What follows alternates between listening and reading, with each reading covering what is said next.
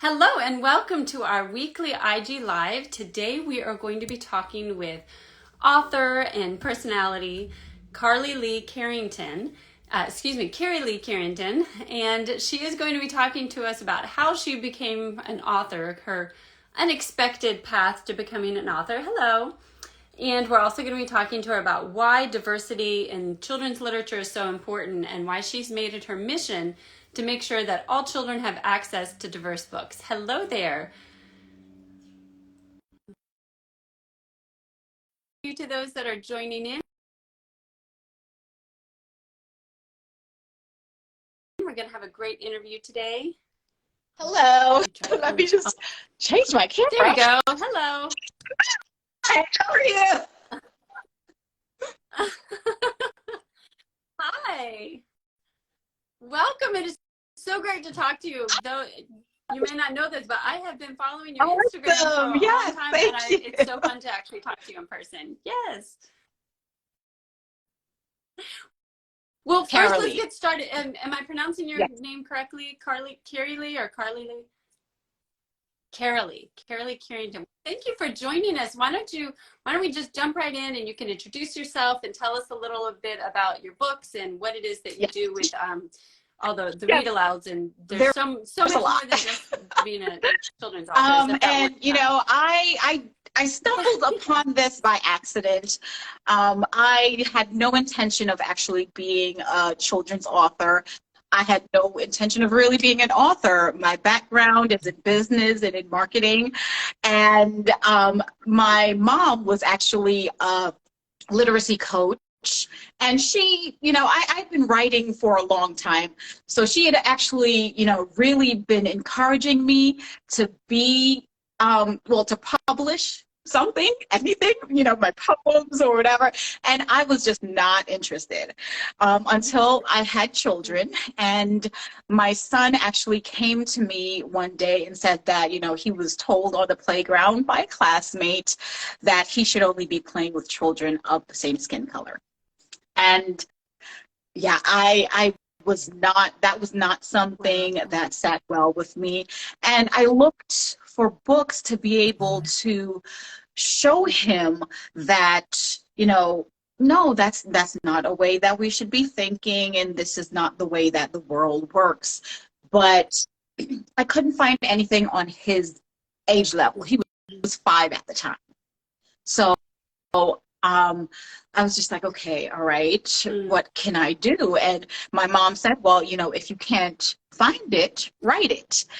And I actually got the idea, you know, one night, and the idea was really around glasses, because I wanted to be able to get to him on his age level, and I didn't really want to delve into race. So I used glasses as a way to kind of, you know, I guess bridge into how he was feeling and to show that, you know, differences do make the world go round, and that's what we should aspire to, you know, trying to understand each other's differences instead of using each other's differences and making that kind of a handicap or something that really breaks our bonds instead of creating bonds. Right. And so I know you said that you had started writing, that you had always been writing and your mother had been encouraging you. Were you writing children's books, or was that hard to try and think about, okay, how do I write, like you said, to make sure it was at his level? Yes. And he Well, could really understand it? I have been, kind of you know, that out?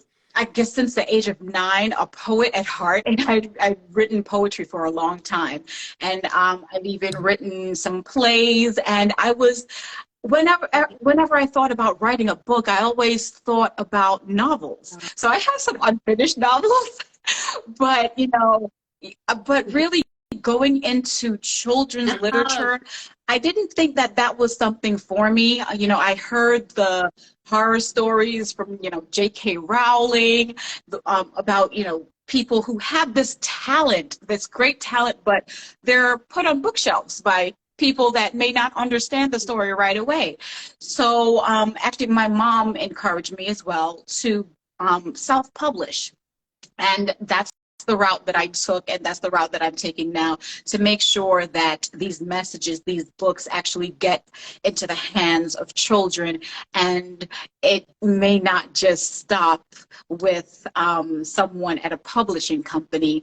And, you know, if a publishing company does like what I'm doing, then, you know, they can pick it up. But I want to make sure that these messages of diversity and inclusion are getting into the hands of children and not being watered down at the same time.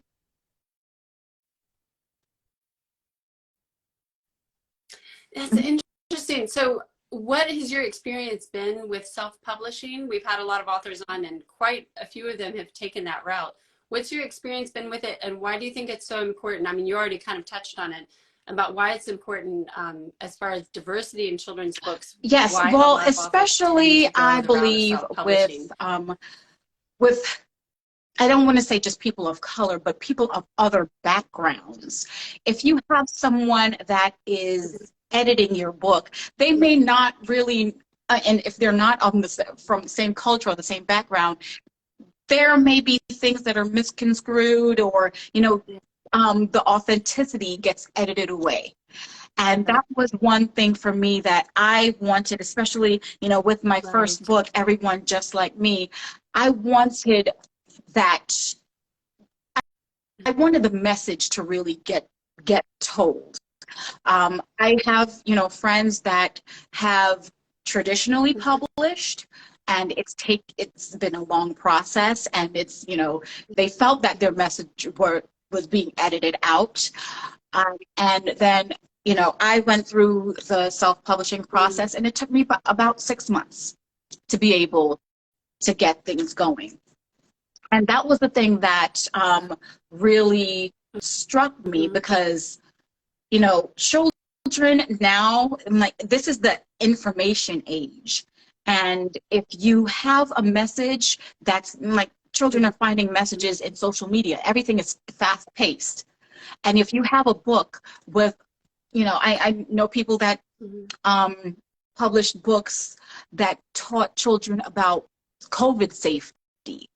And if they were waiting for that to be traditionally published, you know, they could have started in 2020, and they're just getting their book out now, when COVID is, like, the message that was needed is actually kind of gone. So, you know, like I said, and it actually, it wasn't intended to, but this Everyone Just Like Me really came out at a right time, when we were kind of seeing the racial discord and the civil unrest. And I was actually contacted by a Facebook friend, and they said, hey, your book is being offered as a book that should be able to help children with social anxiety, and, you know, for teachers. And I was like, wow. Okay, so it really came up at a time, you know, where children you're seeing so many different messages on the news, and it was really helping children to be able to understand and cope with the fact that, you know, our differences shouldn't pull us apart. They should actually bring us together and let us see that our differences are a strength instead of a weakness. And how great that it has been used as a resource, especially teachers tapping into that. Can you talk more about your mission to get let children have access to diverse books, and also how that grew into all the different things? Maybe you can talk a little bit more about, I don't know which came first, was it the writing books and then all that you're doing on your channel, or do they kind of develop at the same time? And yes, you know, the show came about after I published my first book, and I started going to, you know, different schools and seeing that children really wanted this information, and there were so many authors. I was, you know, finding out that, especially being in the landscape now, of being a children's author, I was finding so many authors who had the mission, had a voice, and they wanted to get that information out. And especially, like I said, a lot of authors of color in different backgrounds. You know, the United States is really a melting pot. And I grew up in the melting pot of the United States, which was New York. And, you know, so I was seeing so many different authors that were trying to get the message out. But like I said, they felt that they were stopped at the door of the publishing house, or, you know, that the gatekeepers that were around, that, you know, they couldn't really get in. So I said, you know what, I want especially children in my area to know about the authors who are in their area. And I was able to get about 26 authors, and I thought that that would have been it for me. And we got together and we started the, I started the Read with Carylee show, and then the pandemic hit. And I was just like, okay, this is the time that children need to discover new books. You know, they can't go to school, they can't go to the libraries. They can come to me, and they can come to the Read with Carylee show and find out authors. And I started getting authors from all over the world. So we made the world smaller for children, and, you know, helped their diversity and their knowledge of other cultures and other people grow. And that really is, that has morphed into my mission. It really didn't start off as, you know, me wanting to change the world for diversity in children's literature, but seeing the lack of diversity really helped me push and really challenged me. Like I said, my mom, who actually passed away right at the beginning of the pandemic of metastatic breast cancer, she was a lifelong educator, and she wanted more than anything to help children to grow and help them to, you know, get the resources that they needed. So, you know, it didn't just become, it wasn't just my mission. This also, I was also taking on my mother's mission and her legacy and moving forward with that. So it's kind of I guess a triple thread, really. It's my mother's mission, my mission, and moving forward for my children, because I want them to be able to live in a world where they do have access to all of these books, and they do get to learn about others and their differences, rather than saying, okay, you're different, I'm different, we need to part ways. We just need to come together.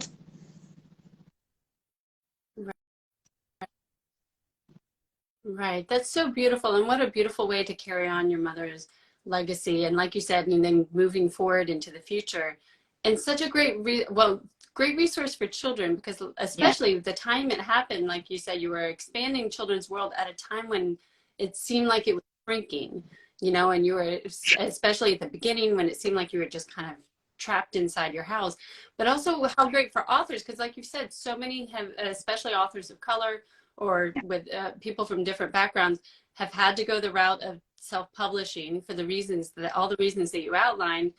And one of the big problems that I know happens is that then you have to be in charge of promoting all of your books, which is work, and it can be really hard to get your book out there to kids. And here you're really providing a really wonderful platform. Yeah, you know, people to learn about their books. That's so amazing. I started out as a journalism major, and, you know, I went into marketing. So I feel that, you know, I'm taking my knowledge of journalism and marketing and really mashing it together and helping those to be able to promote their books as well. You know, Read with Carylee is not just, like, I have 3 books out now, but Read with Carylee is not just about me.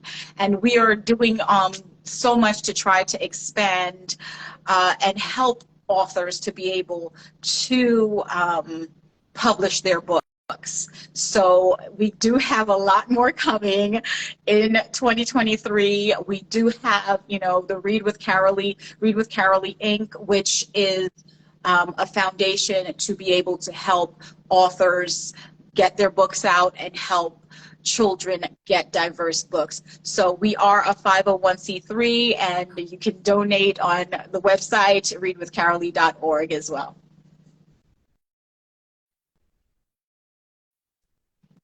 Wonderful. Yes, I actually didn't realize that. That's amazing that you're doing that.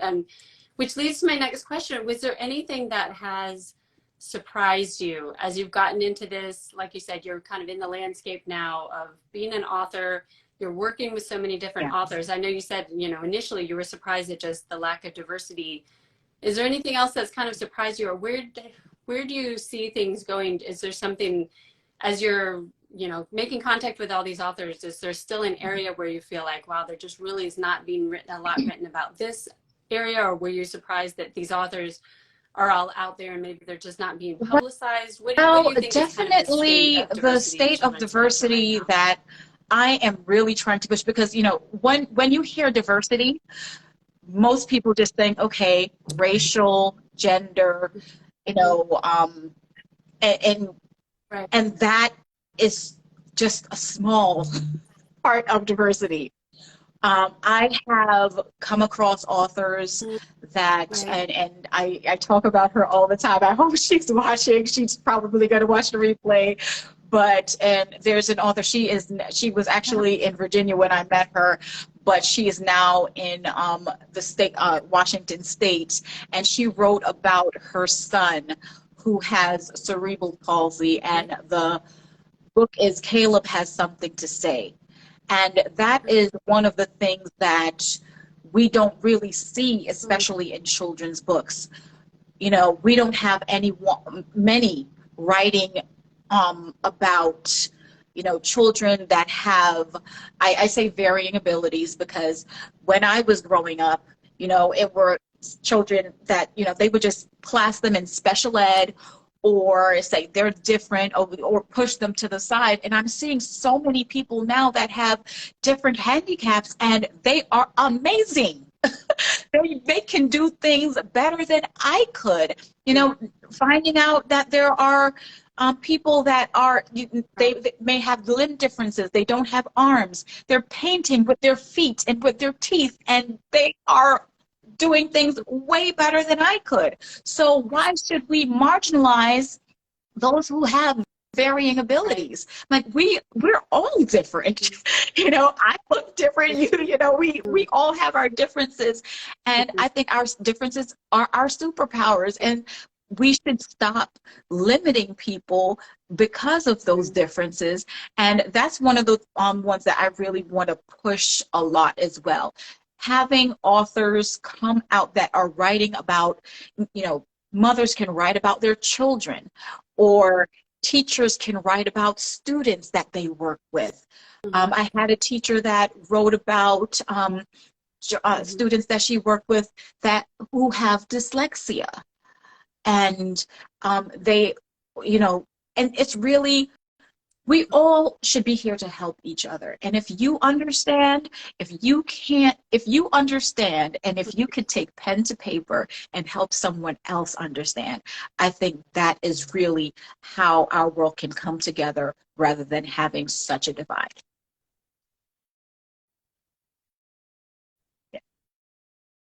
Oh, I love that. And what a beautiful note to end on. Thank you. Thank you so much for joining us, and thank you for all that you're doing. I'm not joking when I say that. I have been following your channel, and I love the work that you're doing. So we really appreciate you so much. Time to come have a great day, and have a happy New Year. Thank you so much. Thanks, you too.